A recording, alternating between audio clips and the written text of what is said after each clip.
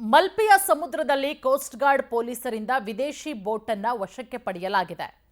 ಸಂಶಯಾಸ್ಪದ ರೀತಿಯಲ್ಲಿ ಸಂಚಾರ ಮಾಡ್ತಾ ಇದ್ದಂತಹ ವಿದೇಶಿ ಬೋಟ್ ಅನ್ನು ವಶಕ್ಕೆ ತೆಗೆದುಕೊಳ್ಳಲಾಗಿದೆ.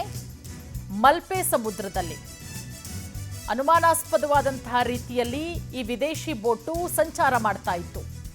ಮೂವರನ್ನ ವಶಕ್ಕೆ ಪಡೆದಿದ್ದಾರೆ ಕೋಸ್ಟ್ ಗಾರ್ಡ್ ಪೊಲೀಸರು. ಉಡುಪಿಯ ಮಲ್ಪೆಯ ಸೈಂಟ್ ಮೆರಿಸ್ನಲ್ಲಿ ಸಂಚಾರ ಮಾಡ್ತಾ ಇದ್ದಂತಹ ಬೋಟ್ ಇದು. ಅನುಮಾನಾಸ್ಪದವಾಗಿ ಓಡಾಡ್ತಾ ಇತ್ತು, ಸಂಚಾರ ಮಾಡ್ತಾ ಇತ್ತು. ದ್ವೀಪದ ಪರಿಸರದಲ್ಲಿ ಸಂಶಯಾಸ್ಪದವಾಗಿ ಸಂಚಾರ ಮಾಡ್ತಾ ಇದ್ದಂತಹ ಬೋಟು ನೀವು ಗಮನಿಸ್ತಾ ಇದ್ದೀರಲ್ಲ, ಇದೇ ಬೋಟ್ ಇದು. ಮೀನುಗಾರಿಕಾ ಬೋಟ್ ಓಮನ್ ದೇಶಕ್ಕೆ ಸೇರಿದ್ದಾಗಿದೆ ಅನ್ನೋದ್ರ ಬಗ್ಗೆ ಮಾಹಿತಿ ಕೂಡ ಸಿಗ್ತಾ ಇದೆ.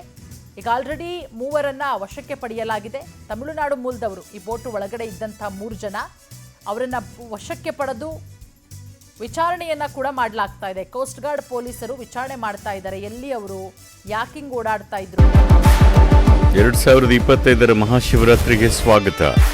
ಈ ರಾತ್ರಿಯನ್ನ ಧ್ಯಾನದಲ್ಲಿ ತನ್ಮಯರಾಗುವ ಅನುಭವವಾಗಿಸಲಿದ್ದೀವಿ. ಸಂಗೀತ, ನೃತ್ಯ, ಧ್ಯಾನ ಮತ್ತು ಉತ್ಸವಗಳಿಂದ ಕೂಡಿದ ರಾತ್ರಿ.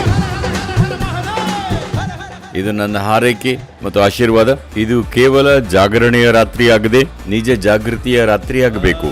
ಎಲ್ಲಕ್ಕಿಂತ ಹೆಚ್ಚಾಗಿ ಈ ಮಹಾಶಿವರಾತ್ರಿಯಂದು ಶಿವನ ಸಂಘದಲ್ಲಿರಿ.